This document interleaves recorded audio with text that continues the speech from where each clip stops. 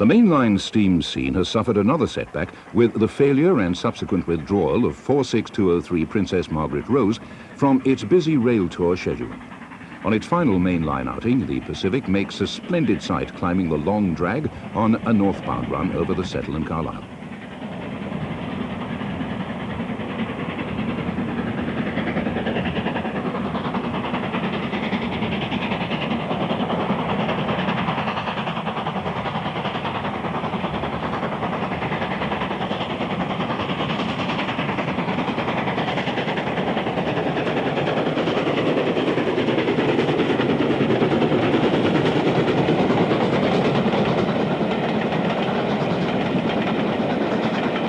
This is Steam Video 26, the video magazine for the steam enthusiast. In this issue, news with our usual wide-ranging roundup of the steam railway scene, both mainline and preserved.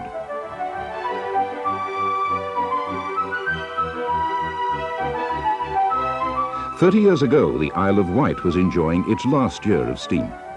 David Powell takes a look at this island of railways using archive film as well as a visit to the present-day steam railway based at Haven Street. Western Byways, two railways off the beaten track, capturing the atmosphere of steam in rural surroundings. We take a ride aboard a loose coupled freight on the East Somerset and visit an enthusiast event on the South Devon Railway.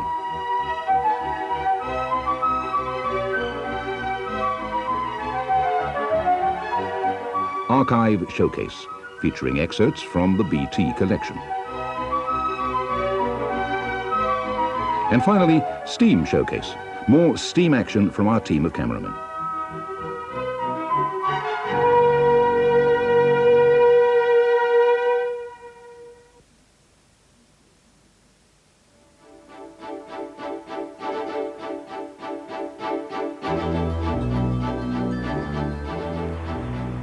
Steam broke new ground in the spring with a run from Finsbury Park to Norwich behind 70,000 Britannia.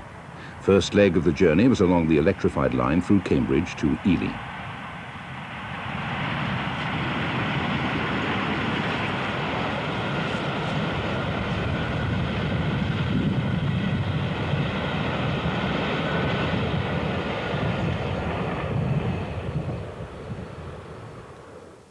The Broadsman brought a Brits back to its home territory, albeit via the cross-country route through Thetford rather than the main line from Liverpool Street and Ipswich.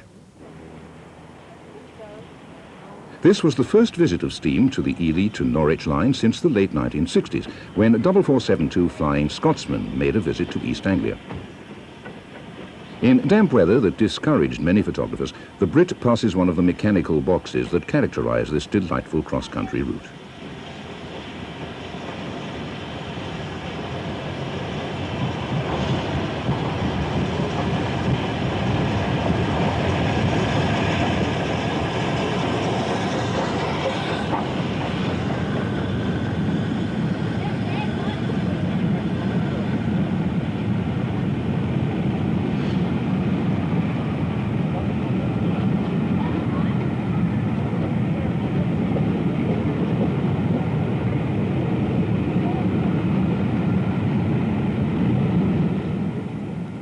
The special returned that afternoon and is seen under the wires after a water stop at Ely.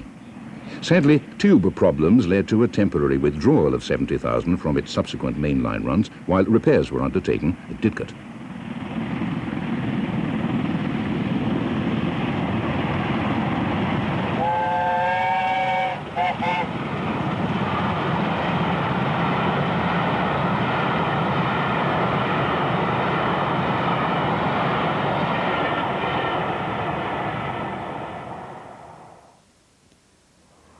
After a successful stay on the East Lancashire Railway, 46229 Duchess of Hamilton worked back to its home base, the National Railway Museum at York, in late March.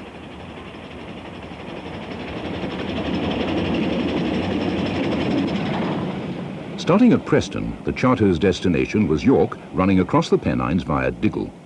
The Duchess's 7-year boiler certificate expires later this year, making this one of the last opportunities to see the loco on the main line. A water stop followed this sequence at Ashton on the outskirts of Manchester. Soon after, the loco would tackle the 9-mile climb to the summit at Diggle.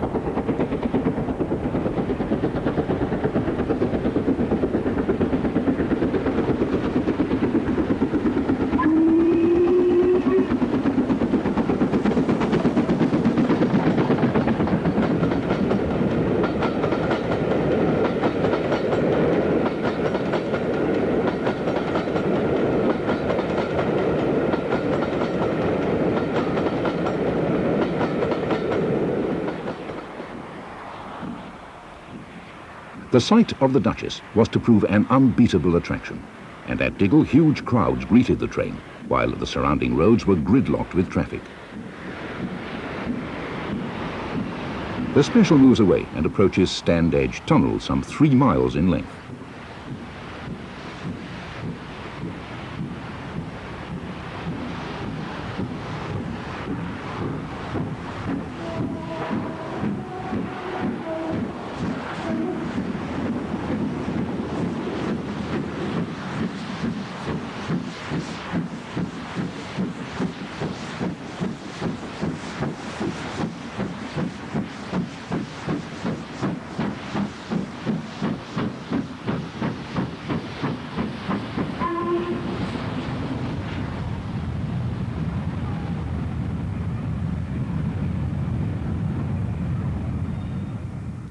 At the eastern portal, the train emerges and passes through Marsden. It had been planned to work this train to York via Shap and the cross-country line to Newcastle. As an alternative route, this was just as attractive.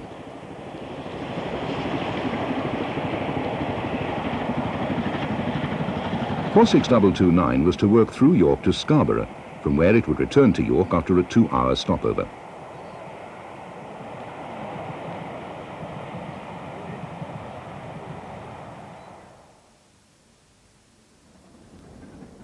March saw Princess Margaret Rose continue its busy schedule of rail tours following maintenance work at the Midland Railway Centre during the winter. On this occasion, it's working a southbound Cumbrian Mountain Express in typical Pennine weather.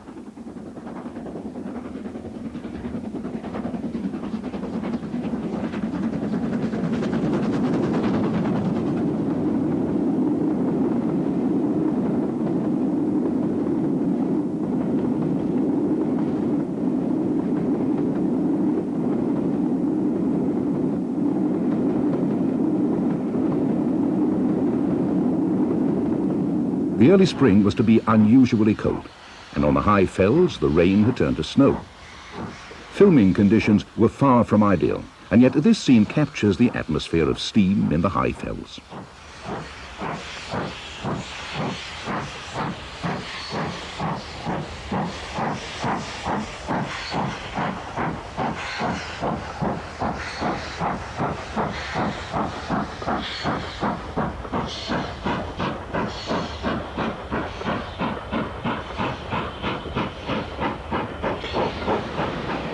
Destination was Crewe, via the usual route along the West Coast Main Line from Preston.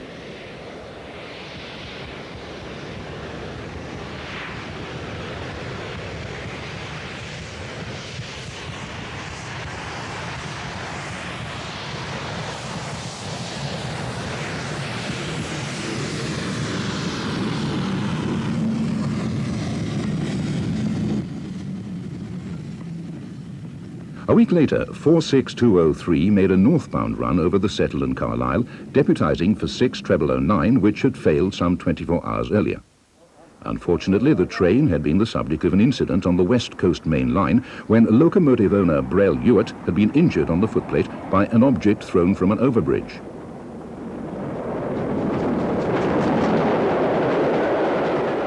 The train was some hour and a half late, although a spirited run allowed much of this time to be made up over the Settle and Carlisle. 7 days later came a southbound run through the Pennines from Carlisle to Crewe.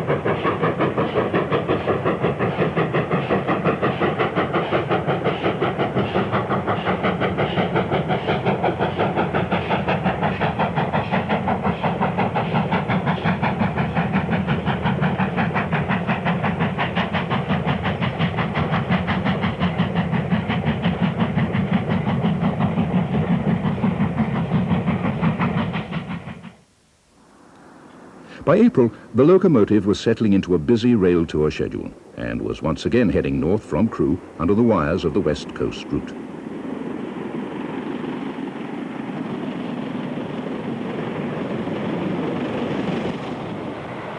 A further 3 specials were planned over the Settle and Carlisle, as well as a run along the North Wales coast in early June. Unfortunately, fate decreed that this was to be its last main-line run, for later, on arrival at Carlisle, the locomotive was found to have splits in several boiler tubes, and the decision was taken to remove the loco several months ahead of schedule from the main-line list.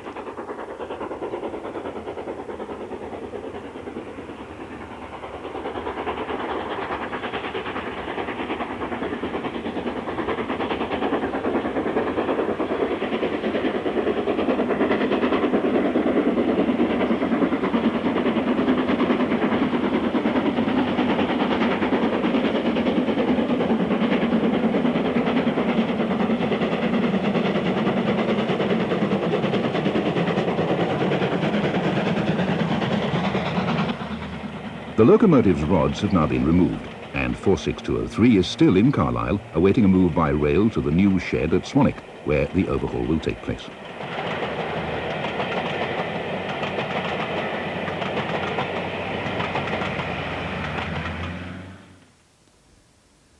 On the 30th of March, the southbound Cumbrian Mountain Express was extended to Stafford, where Union of South Africa was uncoupled before returning with its support coach to the Severn Valley Railway.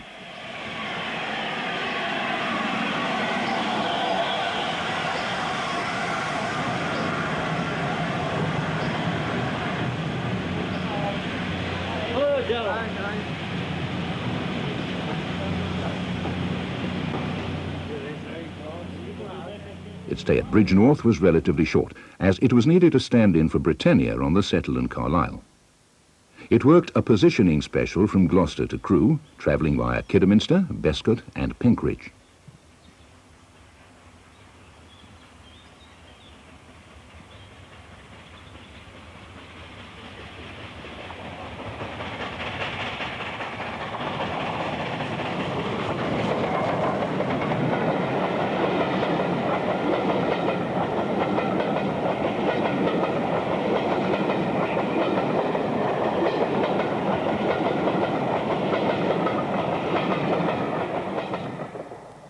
It's seen just south of Stafford on the Wolverhampton line.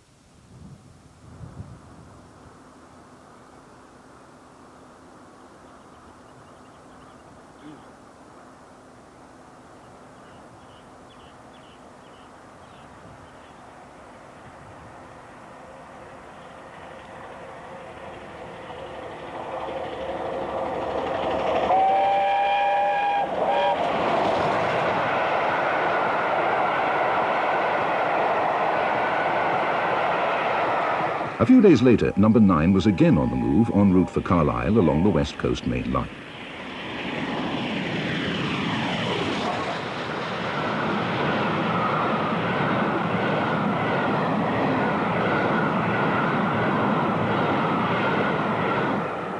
Following a water stop at Blackburn, the special heads north on the approaches to Hillyfield.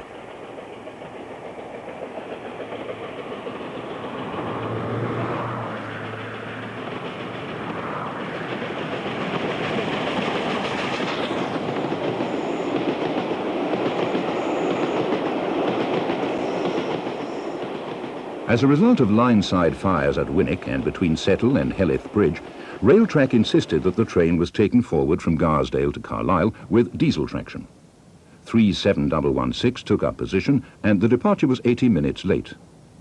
Ironically, with the exception of the short section to Askill, the running was downhill for the rest of number 9's journey. Once again, there was a ban on the use of steam traction due to dry conditions, although this was limited to 60009 and was the result of problems with the A4's spark arrestor. Away from the problems on the main line, the preserved network continues to expand.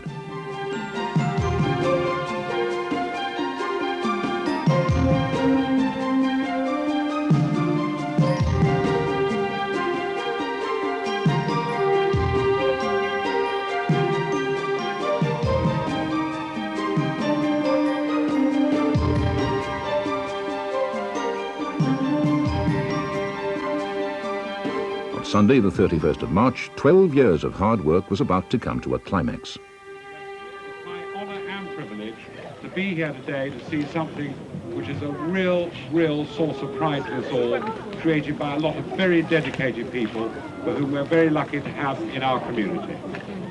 The railway's president, Lord Hesketh, was to open the line by sending bell code 555.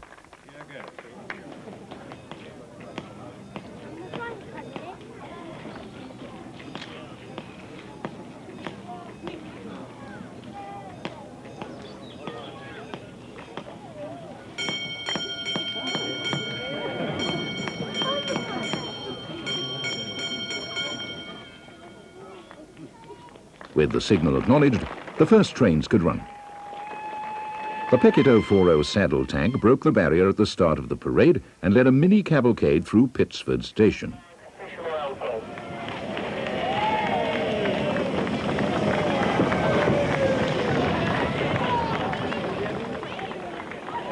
Visiting Ginty Tank 47298 from the Llangollen is the next to pass. The loco's appearance was a surprise, having been hired in from the Llangollen Railway.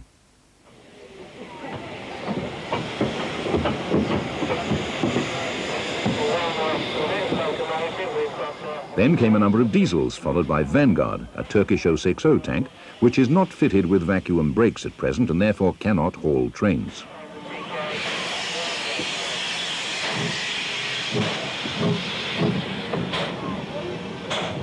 A VIP special was run following the event, top and tailed by Peckett 040 saddle tank number 2104 and the Ginty. Incidentally, just a few days before, the Ginty had been at work on the Llangollen Railway.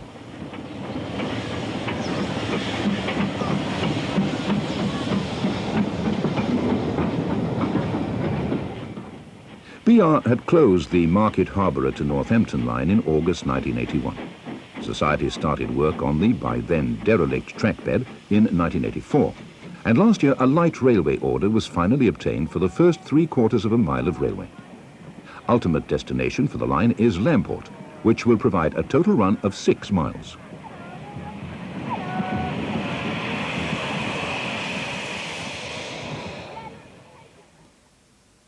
The Llangollen Railway's extension to Carrog opened on the 2nd of May. The station has been completed in 1950s style, and one platform is currently operational, while a ground frame controls train movements until the signal box opens later in the year. Carrog last saw passenger services in December 1964, when it was served by Barmouth to Roaban trains. Today it's part of the 5.5-mile Llangollen Railway. A few days after the official opening, 7822 Foxcott Manor arrives at the terminus.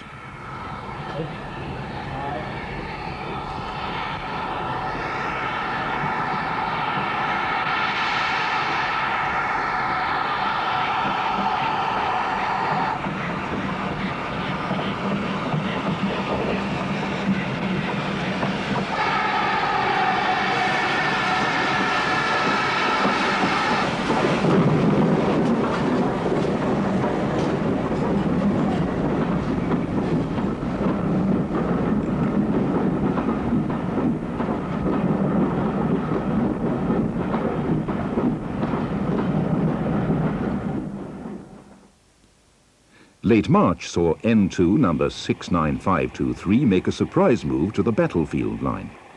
The 062 tank is on hire from the Great Central Railway and is expected to remain here until late June.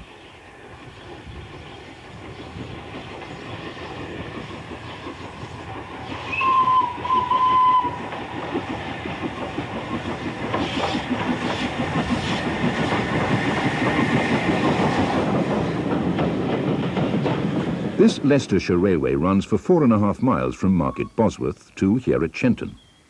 These station buildings have only just been completed, and later in the summer should play host to another visitor in the form of Jubilee 45596 Bahamas.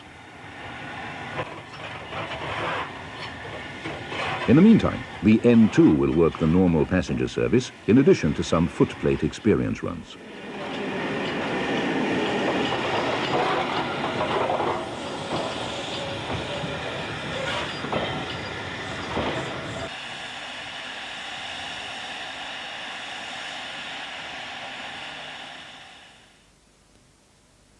Great Western 460 Dumbleton Hall is on loan to the Gloucestershire and Warwickshire Railway until the autumn. Last season it had been running on the Torbay and Dartmouth Railway. 4920's next move had been planned for October, when it would move to the South Devon Railway. However, plans to upgrade this line to take the increased axle loading have been put on hold, so the Hall's future home is uncertain.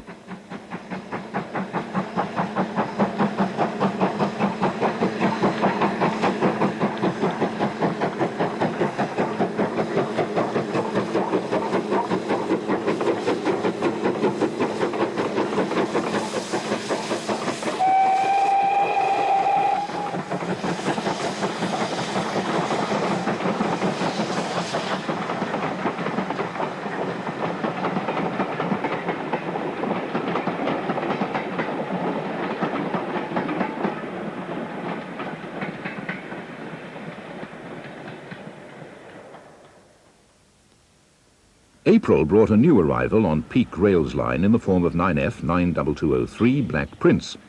This is the second large engine to work on the line from Darley Dale to Matlock Riverside, following the visit by Heartland last year.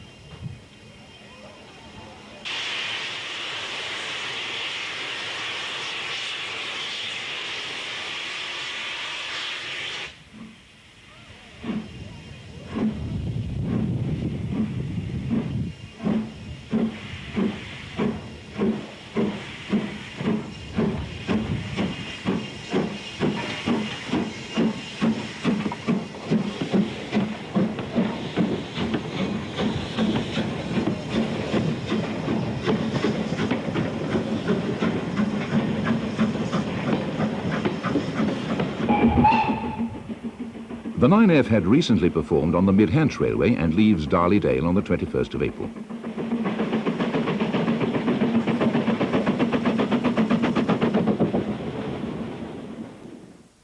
The highlight of the Seven Valleys Gala of the 20th of April was the appearance of 4277 on its first revenue-earning train.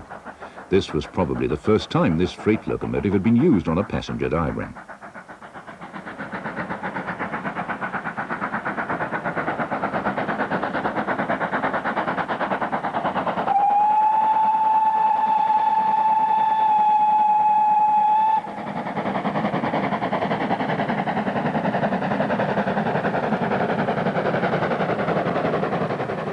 The 4200-280 tank has just completed its overhaul on the railway and is seen at the foot of Erdington Bank. Fresh from overhaul at Bridgenorth was 6960 Raveningham Hall. The Gala featured Great Western locomotives, the one exception being the standard tank number 80079.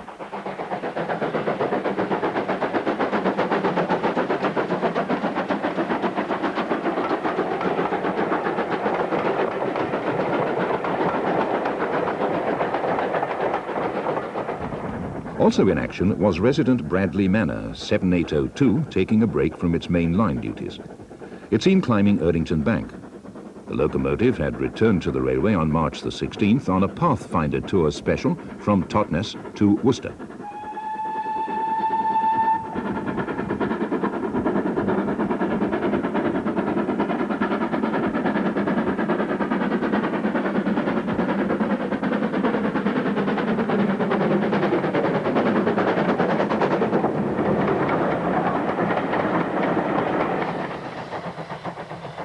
Pannier Tank 7714 heads an unusual mixed train billed as one of the highlights of the event.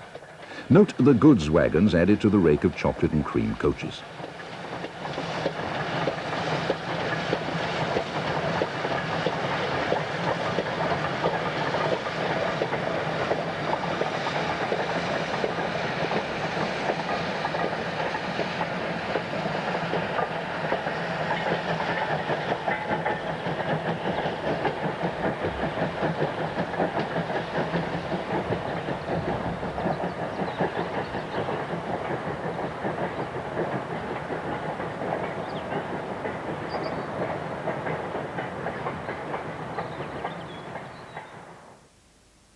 Great Central Base 6990 Witherslack Hall has recently been outshopped in BR mixed traffic black livery. Another newly re-liveried Great Central performer, Canadian Pacific, has received considerable attention. Unfortunately, after only a few days' operation, the Loka was removed from service.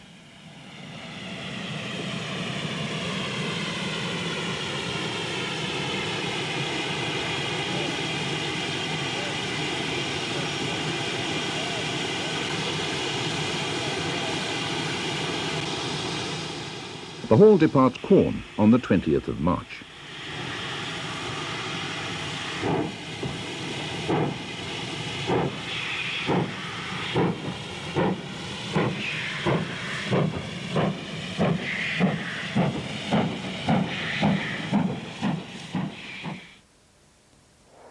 .34027 Tor Valley continues to be dogged by problems.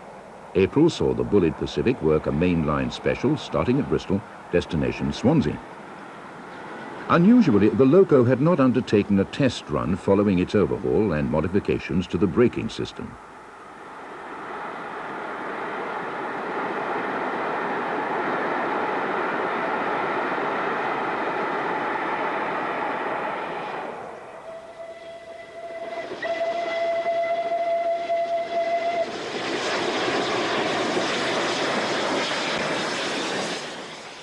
Unfortunately, 34027 was to fail with hot driving axle box bearings following its run over the Vale of Glamorgan freight line and was halted in Bridgend. Here it was removed and a Class 60 took over for the run to Swansea.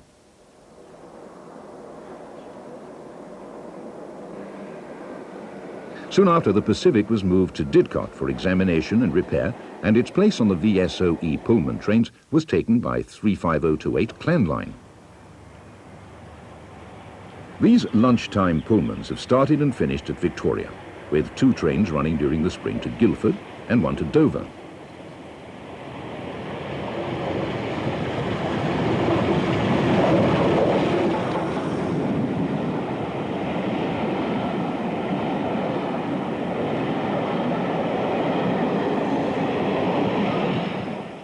The Guildford trains ran out via Redhill and Dorking, returning via Woking and Staines.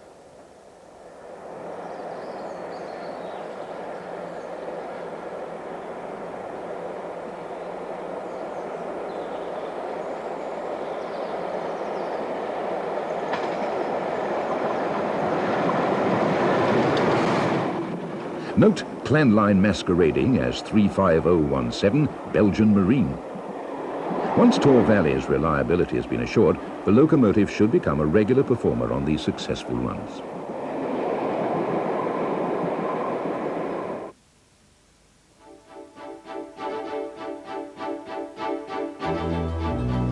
And here we are on an island, just 23 miles by 13 miles, which in its pre-grouping heyday supported no less than 5 railway lines, with 5 junctions and 6 termini. This unique railway system had a character all of its own. In this feature, we'll take a look at this fascinating island of railways.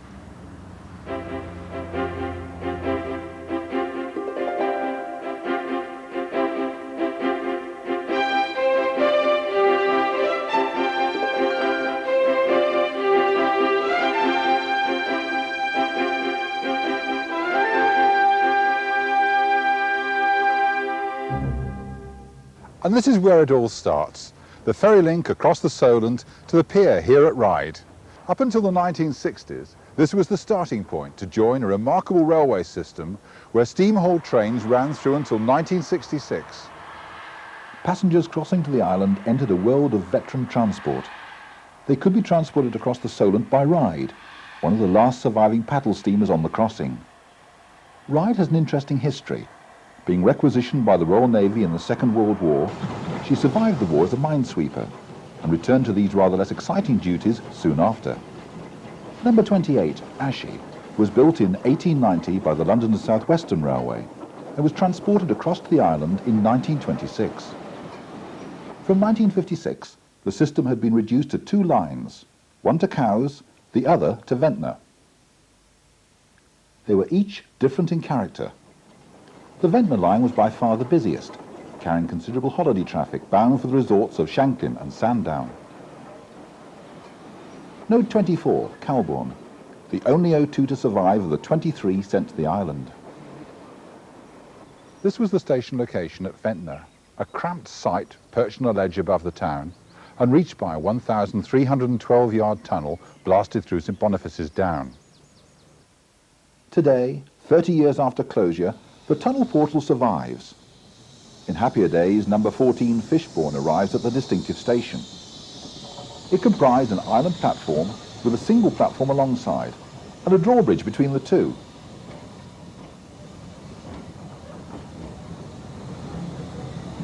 The station sign reminds holidaymakers that they have a considerable walk to and from their hotels.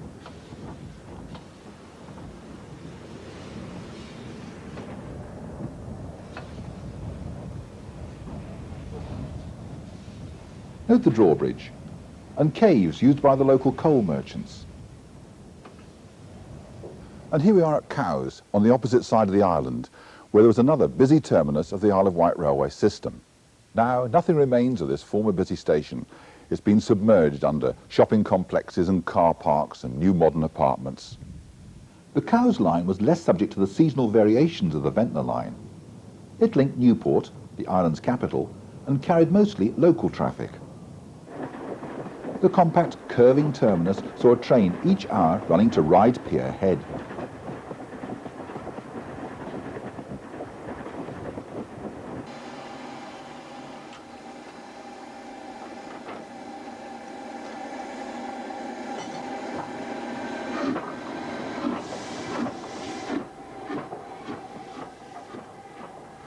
At Newport, nothing remains of the busy junction, now buried under a new bypass.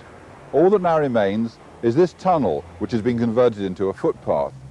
This covers what was once the trackbed from the line at Newport through to Ryde. The last passenger trains to use the tunnel ran on the 20th of February 1966, although freight ran as required for some time after. From the same vantage point, an O2 emerges from the tunnel and takes the long, sweeping curve leading to the station. Newport had at one time been a junction with a line west to Freshwater and one south to Ventnor West and Sandown. In fact, there had been a half-hourly service from here to Cowes, one train running on to Sandown, the other bound for Ryde Pier Head.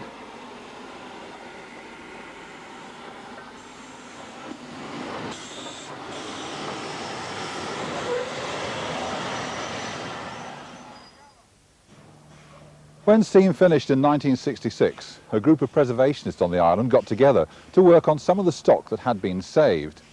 In 1970 they moved here to Haven Street and operations started in 1971.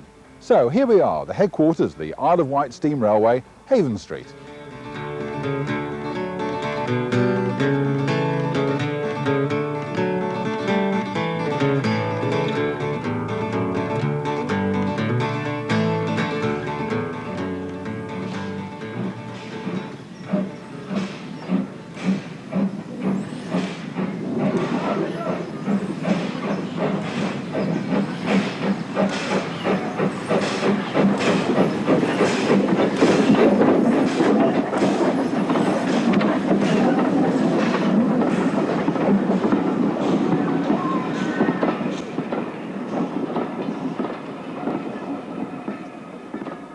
The line from Newport to Smallbrook Junction opened in 1875.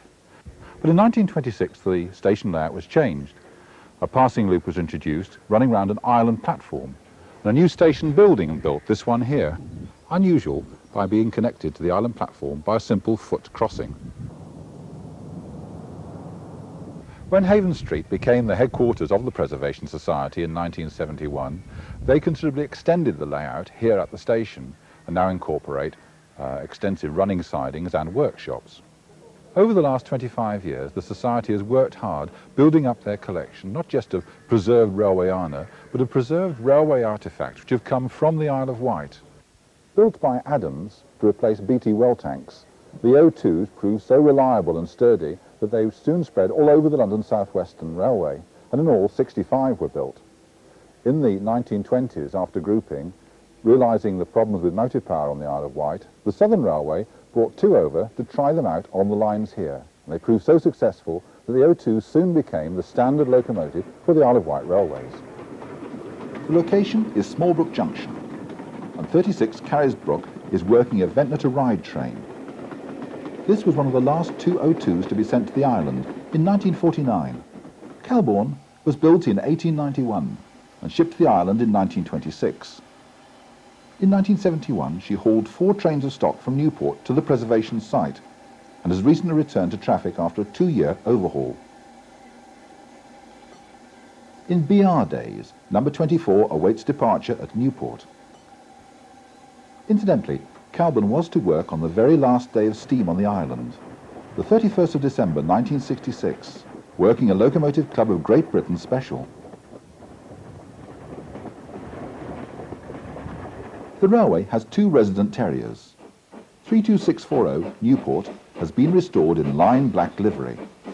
The other, Freshwater, is in green livery and numbered W8. This class worked on the island railways until 1949.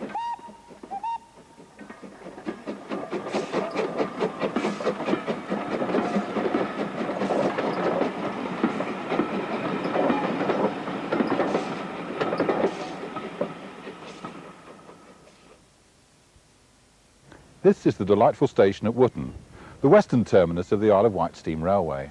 The site of the original station, which closed in 1953, was cut off by a landslip, and the new station opened here in May 1987.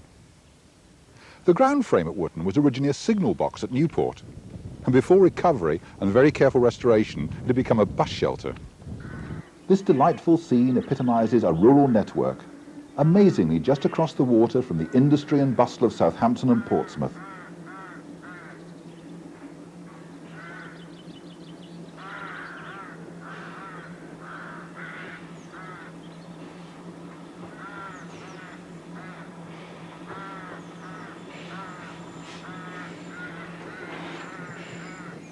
Recent years have seen the railway extend east from Haven Street to a link with BR at Smallbrook. This has extended the line to 5 miles and provides some fine locations.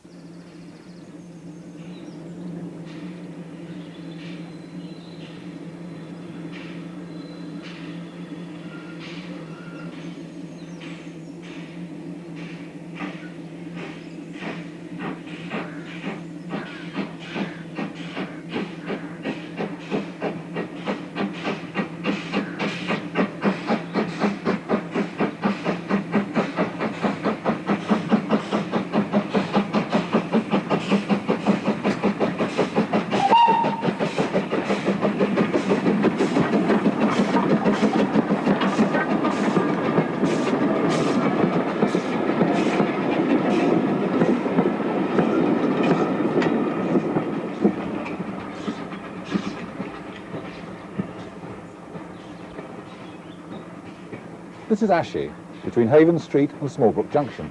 When the station originally opened, this was a simple passing loop, but as a result of land slippage, the northern platform closed and the line was skewed across in 1956. This station here at Smallbrook Junction opened in 1991 as part of the extension through from Haven Street through Ashy. This is just a rail interchange point and there's no road access.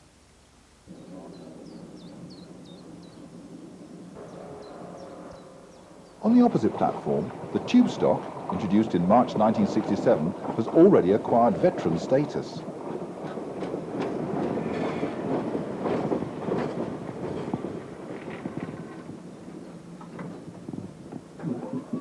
The old Smallbrook Junction comprised a simple signal cabin and a pair of lines running to Ryde St John's. These were run as single lines in the quieter winter months, but double track in the summer season.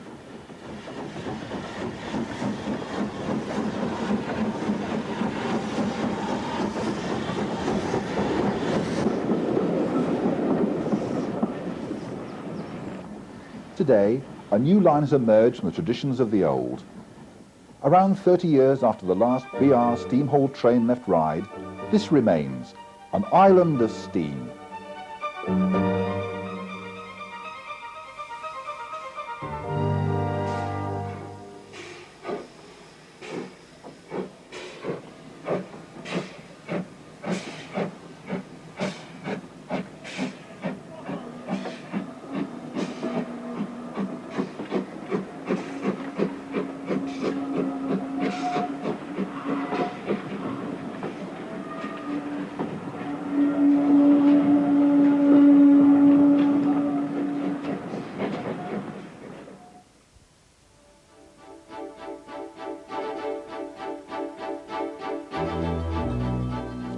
These were the archetypal branch line scenes, pick-up freight working an obscure branch hidden from the glamour of the main line network.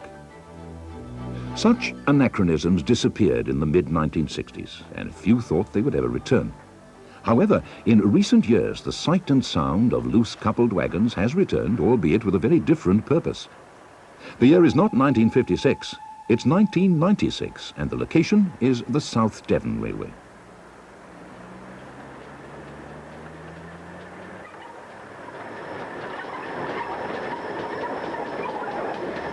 We'll now recreate the atmosphere of a bygone era on two railways, the South Devon and the East Somerset.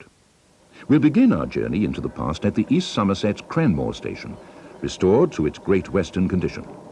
This is the start of a delightful 2.5-mile line that boasts gradients of 1 in 56, superb scenery, and a varied number of line-side locations.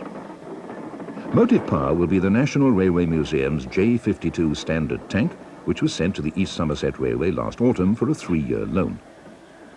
On Saturday, the 28th of October, the locomotive had entered traffic in its newly applied BR lined black livery.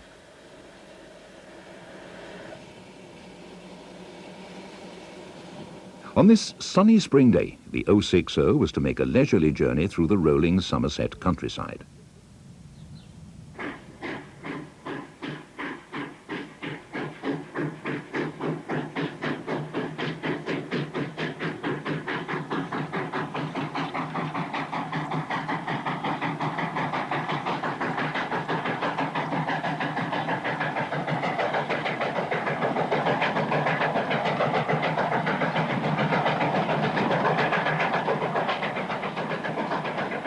Formerly, the J52 had carried Great Northern Railway green livery, with the number 1247.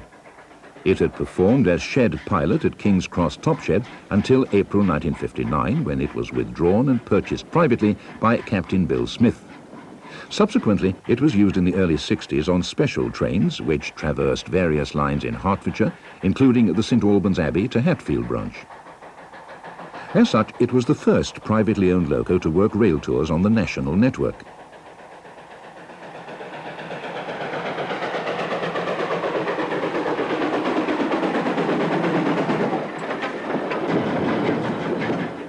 The locomotive entered the private collection in 1981 and has worked on the North York Moors Railway in addition to a brief appearance on the North Norfolk and Middleton Railways.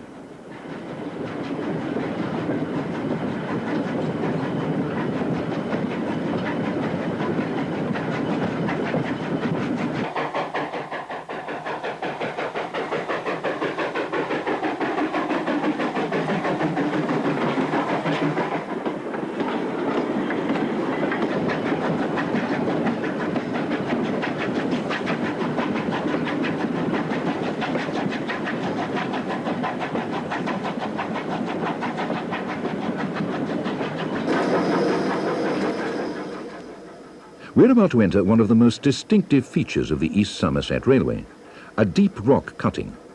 The stone from here was used to construct the original Cranmore station.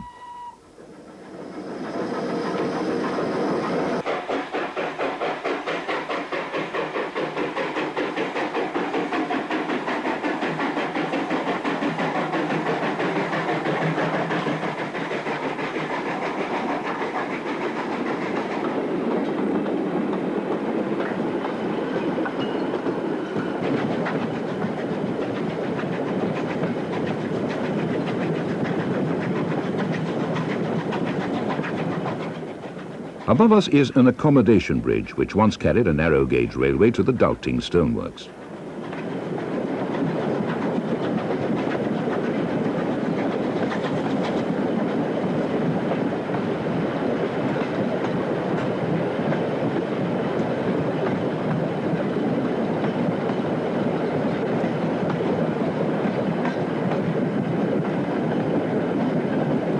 Merryfield Lane Halt is the summit of the line, and 650 feet above sea level.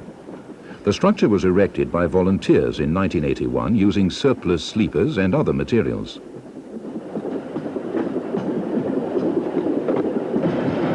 From here, the line descends towards Cranmore on a grade of 1 in 70.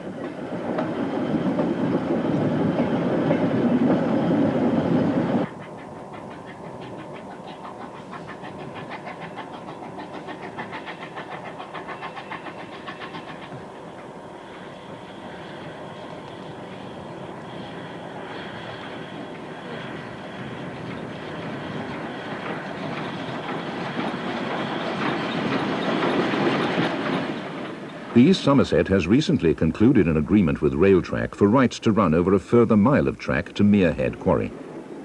For now, our freight will terminate at Crenn. From the rolling Somerset countryside to the hills of Devon.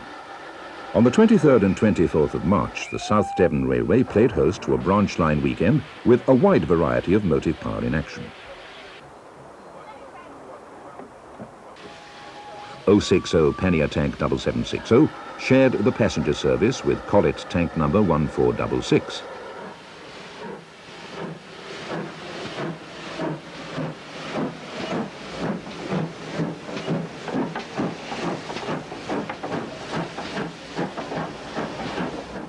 On loan from the Birmingham Railway Museum, this locomotive was formerly turned out as L90 in Metropolitan livery.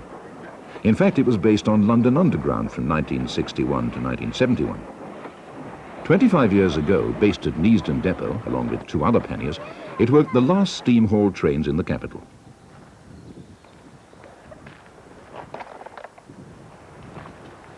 Staverton is a classic branch line station and stands little altered since its closure to passenger traffic in November 1958.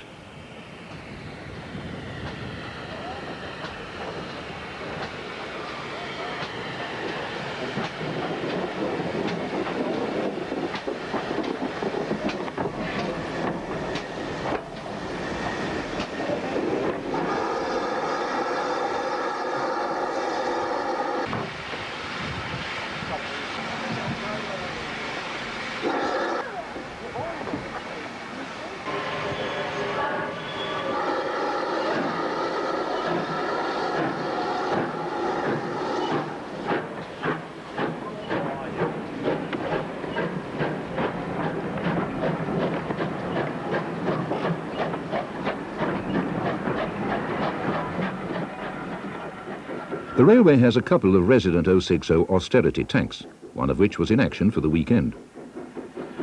Number 132 leaves Totnes Riverside Station.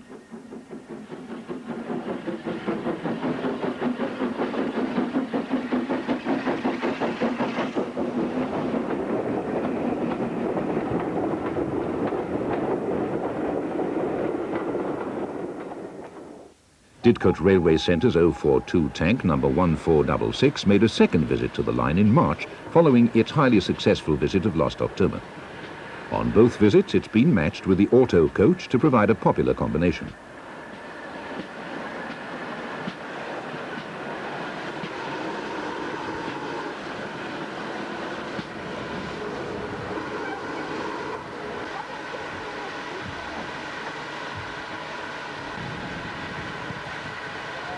The hills on the approaches to Buckfastleigh provide some classic vantage points.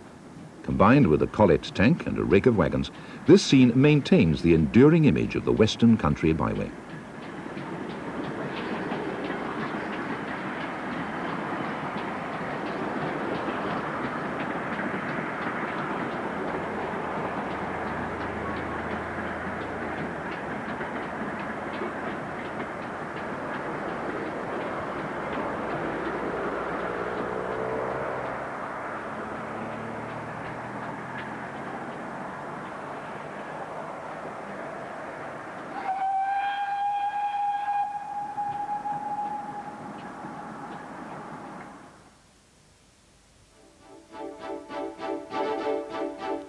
British Transport Films incorporated the films made by the Big Four prior to nationalisation. As such, they provide a moving record of some 70 years of railway history. The year is 1944, and a group of railway dignitaries arrive behind a T9 in what is believed to be Southampton docks.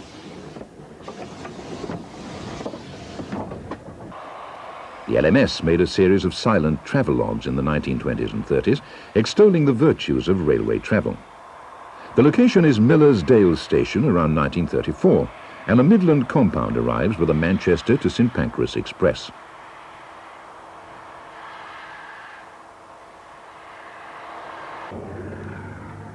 The Midland line through the Peak District and Millersdale and Monsaldale provided the publicist with some perfect footage. Another Midland compound heads a Manchester to St Pancras Express. At this time, the compounds were just 10 years old, having been introduced in 1924.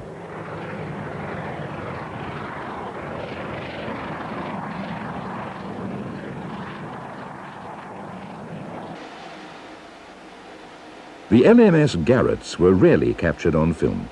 This rare pre-nationalisation view shows one preparing to leave Totten with, in the words of the preceding caption, a 1,000-ton train.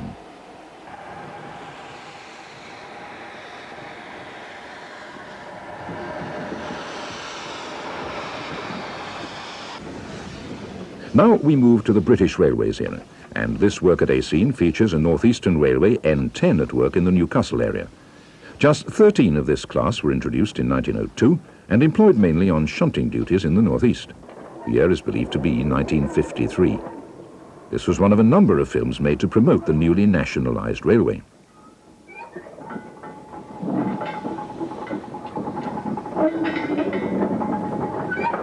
By the 1960s, colour film was being widely used. The location is the famous triangular junction at Ambergate, where the Midland routes to Manchester and Sheffield diverged. This area was extensively filmed during the making of the BT films Forward to First Principles and Blue Pullman. Considerable efforts were made to find new vantage points. A 9F and Fowler banker tackled the long 1 in 100 climb near Bakewell on the ascent to the summit at Peak Forest. Also crossing the Peak District was the nearby Cromford and High Peak Railway with, in its final years of operation, motive power provided by 4 J94 saddle tanks. This included the steepest conventional adhesion worked grade on British railways, the 1 in 14 of the Hopton Incline.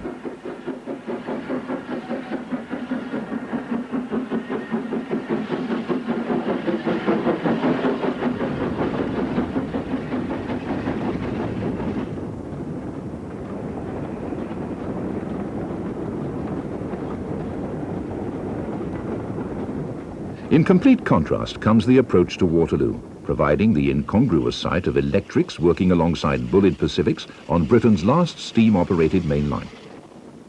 This is the epitome of steam's final days in the Northwest.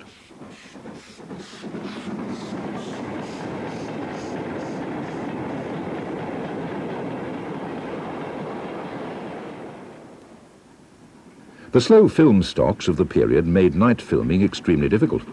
This makes this scene all the more remarkable as a pair of steam freights pass on what is believed to be the Midland Main Line near Derby. Illumination has been provided by powerful lights placed behind the signal box and to the right of the picture.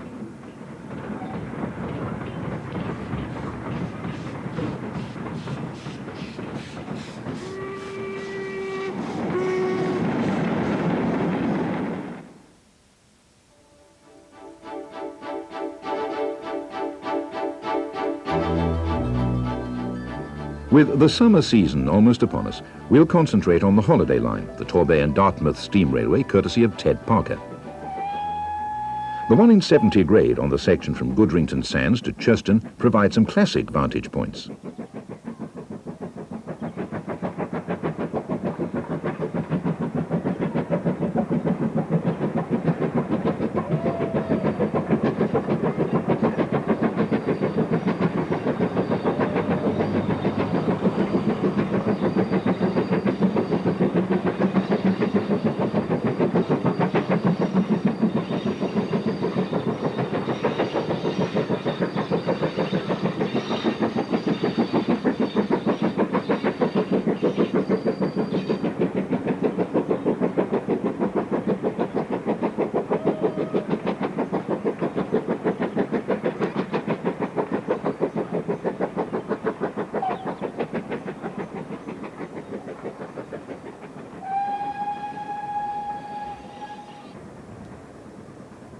Beyond the summit at Churston, the line heads inland.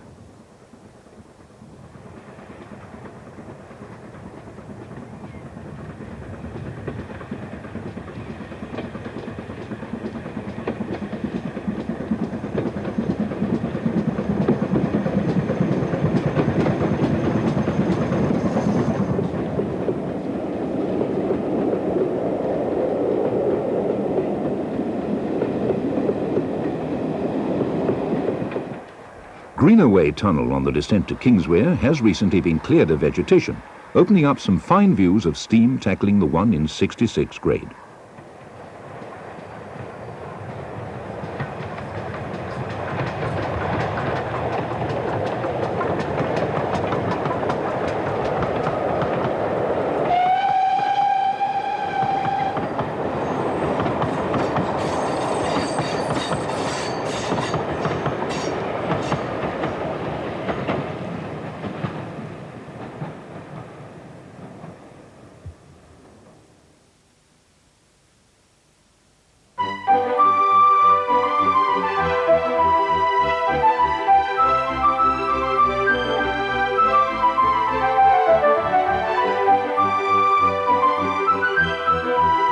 England.